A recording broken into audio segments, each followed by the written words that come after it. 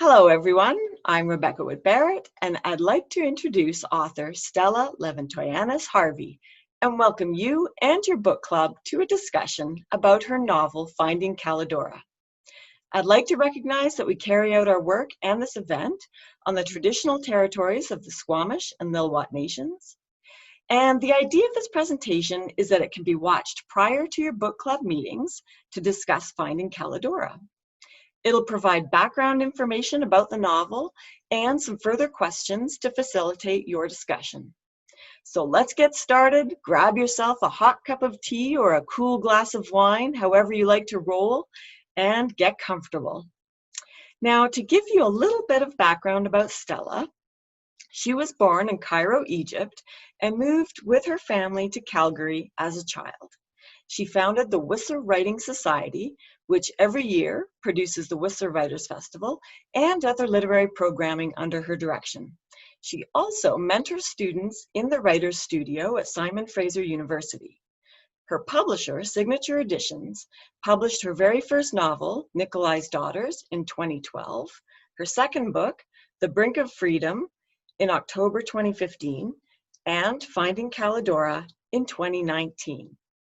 So Stella, you've attended many book club meetings in the past. How do people find you? And what have been some of your experiences with book clubs? Well, thank you, Rebecca, for that question and for the introduction. People find me because I'm on the internet, I guess. I have a website and on social media, but also I'm a talker for anybody who knows me. So I talk to strangers all the time. And in fact, that's one time I was out hiking in Banff and met a very nice lady. And we started talking about books. And later she invited me to her book club in Calgary, where 15 lovely women sat around a table, all with my book in their hand, all sorts of questions and that they had. And so, you know, I've been invited to book clubs that way as well, either through word of mouth or people finding me on the internet, or someone has read my book and has asked me to attend one of their book clubs. And I think we spend so many years working on a novel, 5 to 6 to 8 years. And a lot of that time is spent alone. So the wonderful thing is to be invited to a group where they have read the book so carefully and want to discuss, what my thinking was, where the story came from, how it developed, that sort of thing. One of the nicest things as well is what people find in the novels. So for example, I was invited to a book club with young mothers, and they get together once a month, go out for dinner and discuss a book. And so I was invited, and we had a really great discussion about my second novel, of The Brink of Freedom, and about the whole refugee crisis in Europe at the time and still going on today. And at the end, one and then the other person said the same thing. You made me feel for people I never even see. And really, that's at the end, that's why we write, is for people to connect in some way to the characters that we've created. Mm-hmm. Wonderful. So why are you doing this sort of question and answer for book clubs now that you can't randomly meet people on trails and other places? And just follow them, etc. Well, we're in the middle of the pandemic, the COVID-19 pandemic, and while I've been invited to book clubs, I haven't been able to attend. And so I thought that this might be a way that book clubs could as people come together via Zoom and on other platforms, that they have a way to reach out to me and to be able to see and hear me speak about some of the things they think about after they've read, in particular, Finding Callidora, my latest novel. Mm-hmm. Excellent. So let's jump in and discuss your book. First of all, I'll give a little summary of Finding Callidora. The book begins with a betrayal, which sets the destiny of a family of farmers who dare to choose a side in World War I and the Greco-Turkish War. Now, the novel begins in the present day and returns to 1918 and then goes forward from there. The story unfolds through 4 sections and various protagonists, each linked to each other by blood. And something unusual about the book is that you've also used actual newspaper headlines for chapter headings. Mm-hmm. Mm-hmm. So could you tell me, what was the initial impetus for Finding Callidora? Where did the idea come from? Well, I've, as you mentioned, I'm an immigrant from another country, and I was born in a country that was not my own, came to a country that wasn't my own, and belonged to another culture, which is the culture I was raised in. And so this sense of belonging and where do you fit, which I think everyone experiences, but in my particular case, it comes from that immigrant experience. I've always questioned it and wondered where do I fit?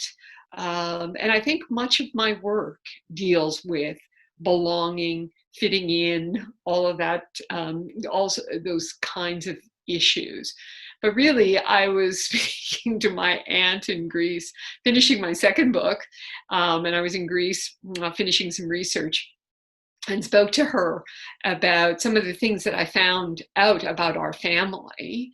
And she was very dismissive about, why do you need, as most people who have lived and, born, lived, and grown up within their cultures, they don't necessarily seek out much of their culture because it's all around them.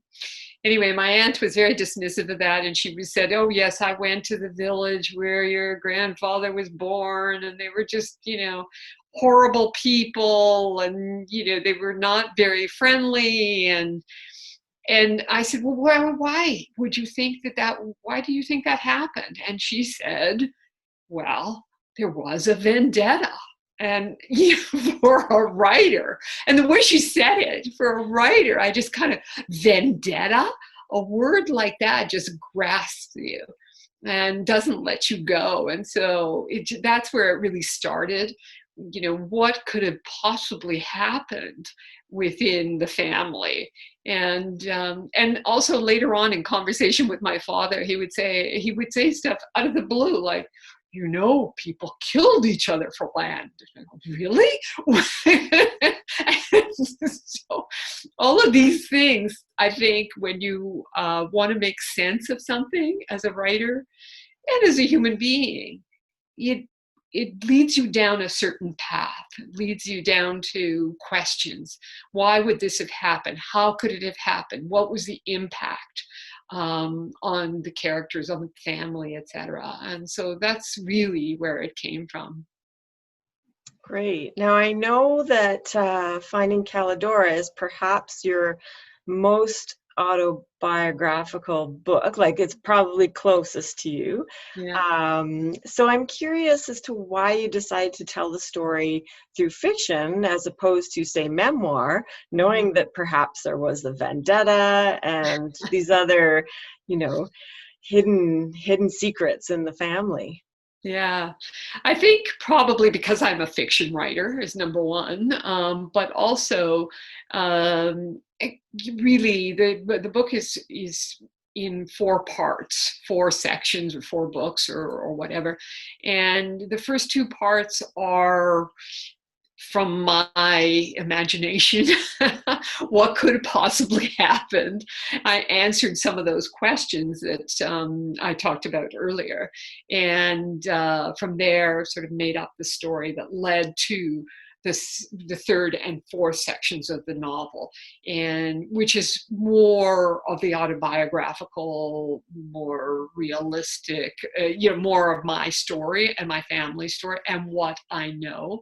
So I think that's probably why, but predominantly because I am a fiction writer, but also because I don't really know the truth. Too many people have gone, and I can't trace the truth back.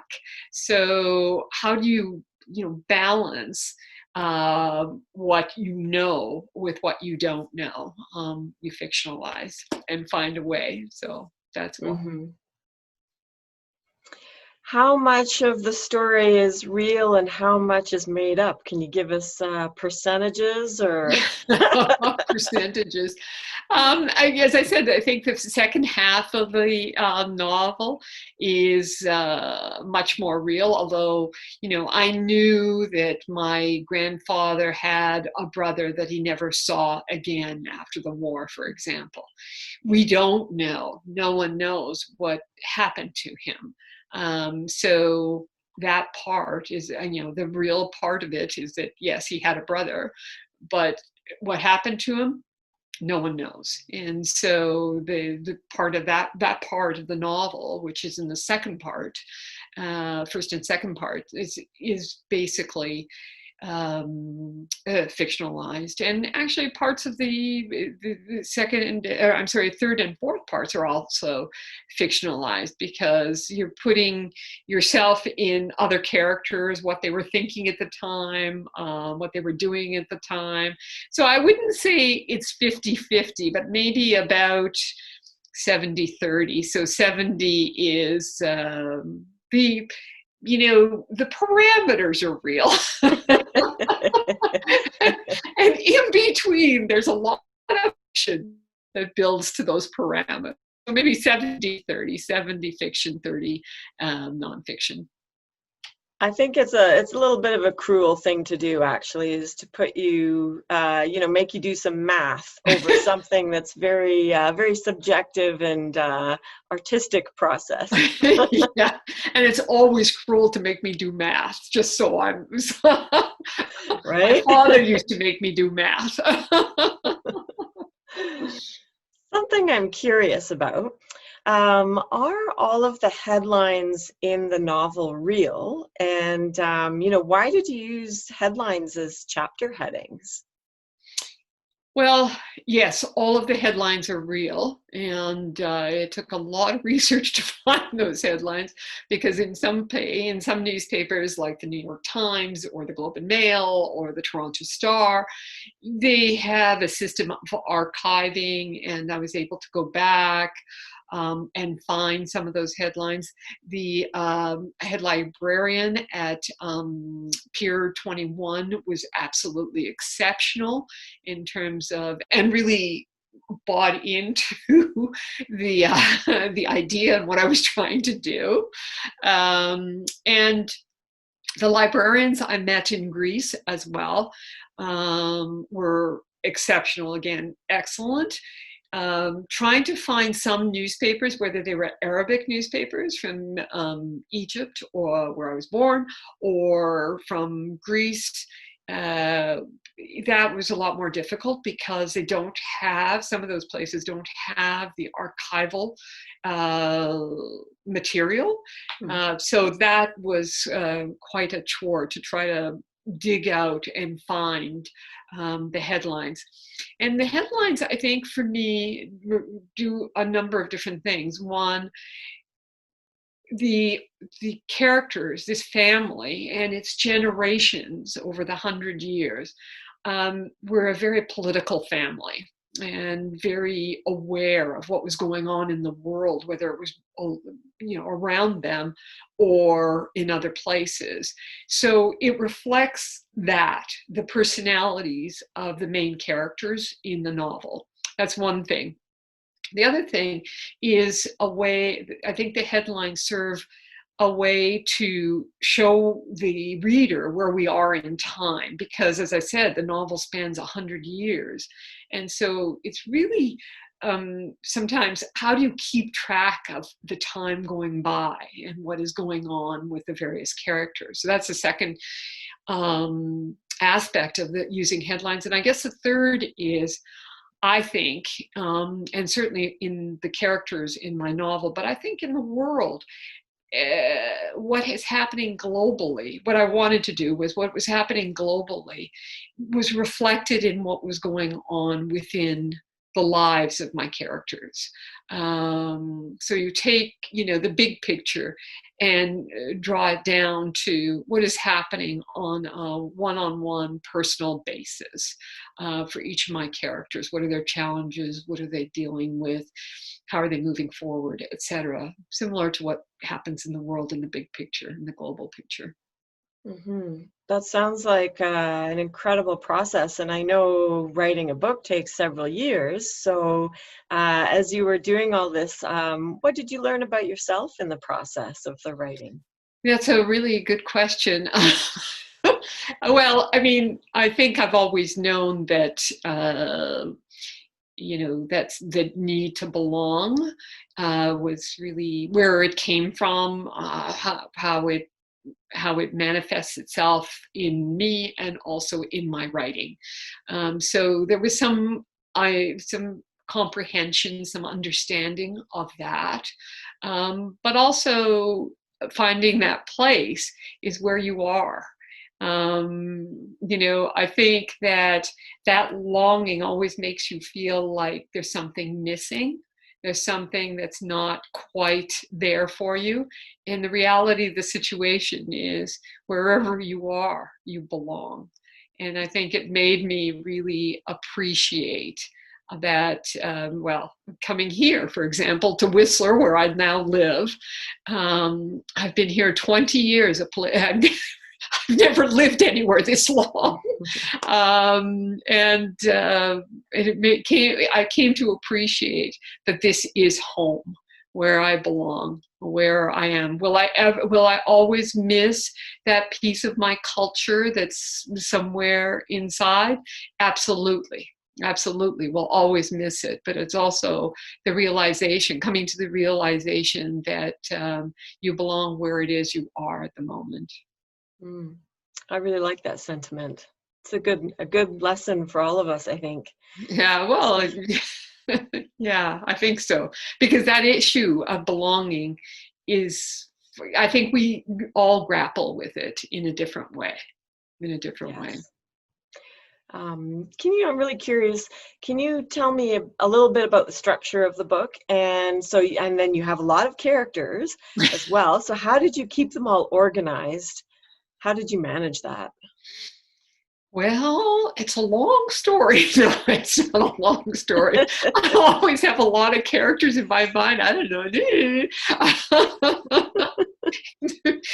Anyway, somebody is going to call a psychologist once they hear this video or see this video. But I think for me, I tend to start with first person. And so many of my characters start with, the I did this, I did that, and just trying to figure out who they are, what they're hiding, what they are about, what their challenges are, etc. And so I think each character starts that way for me. And then I start to think about the structure of the book and how it's going to come to play. And I think for me, I would like to write a book sometime that is all in the first person, but I haven't done it. And with many characters, I haven't been able to achieve that. And I think that would be insane. And I think also in terms of the structure, I had wanted to do something that was connected short stories. That was my first vision of this novel, was connected short stories that would build on each other. And that went by the wayside fairly quickly. Why, I don't know. But I started to break off into sections. So what happened, and I asked myself, well, what happens next? And, who are the people that come into these people's lives, and why do they come into these lives? I think for me, the writing process is really about questions. Well, why does this happen? And what could have happened that made this happen? And why is this person this way? And that's sort of that constant query. And I think the other thing for me, the more I write, the more the story comes to me. I always start with an outline, almost always. I'm not doing that at the moment with my new project, because there's a lot of world building in the new project. But typically I start with an outline. It's a very high level outline. And, other authors, write 85-page outlines and then fill in the story. I do not. I write a 10-page outline. And as I work and as it comes to be, then the outline expands and continues to expand, because I find out as I'm writing, I find out about my characters. I find out where the story is going, and what needs to happen for it to get to the conclusion and to deal with some of the themes I'm hoping to deal with. Great. Well, it sounds like a very organic process, the questioning and one thing leading to another, and having an idea of where you're going, but not knowing everything about, the way, perhaps. Yes. Well, it's Yes. wonderful, Stella. And I just wanted to ask you, do you have anything else that you'd like to say before we wrap up? Not really. Thank you to those who are reading the novel. I hope you enjoy it. Please write to me and tell me how you feel, because the nicest thing is to get a note from someone who says, I read your book and this is how it touched me. This is what it did for me. And even when, it's interesting, you asked me earlier about a book club. I went to one book club in West Vancouver. I only knew one person who invited me. Again, someone I spoke to in a line or somewhere else I was. And she invited me, and there were, I would say, about 20, or it was quite a big book club because it was a Christmas party book club too. And there was a lady there that really did not, and it was with the Brink of Freedom, and she did not like one of my characters, and she didn't say anything. She just really stared at me for the longest time, and then finally she said, I just didn't like your character, and walked out. And I wasn't able to talk to her about it. But, even when somebody doesn't like something, I still think it's worth the discussion. That's where you learn about how people see things, because people see things in your stories, in your books, that you never maybe intended. So an interesting thing, for example, another interesting thing is, some of my characters who are displaced usually are a certain age. And I did not know this until I was at a book club and someone said, when did you immigrate to Canada? And I said, 6. And she said, well, isn't it interesting that your character is 6 years old? Like right out of the blue. It was like I was hit with a bolt of lightning. Anyway. Wonderful. I just thank everybody for reading my books and for taking the time to comment, good, bad, or indifferent. I really appreciate it. Excellent. Well, thank you for offering up your time for this discussion. I'd like to wrap things up now, and thank you very much, Stella, and thank you to the BC Arts Council for their generous support of this program. And one last thing, at the end of this presentation are supplementary questions. So you can go on to ask yourselves those questions in the discussion and move forward with even more thoughts about Stella's childhood. and how, you know, the real can mingle with fiction and come out with a beautiful story. So thank you so much for tuning in, and happy reading.